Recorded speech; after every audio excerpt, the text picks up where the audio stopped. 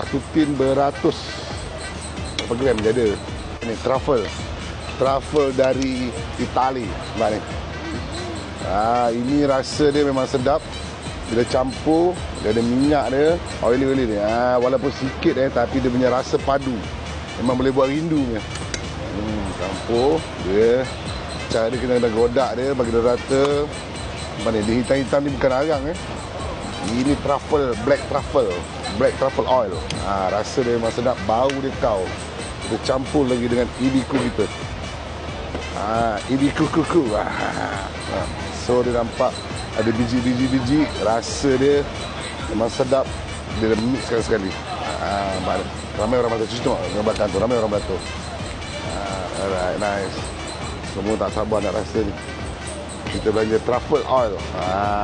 Memang ngam. Oil ni makan memang boleh buat rindu je. Mahal harga dia. Satu tin beratus berapa gram dia ada. Tak apa, kita payung. Jangan kata abang tak payung.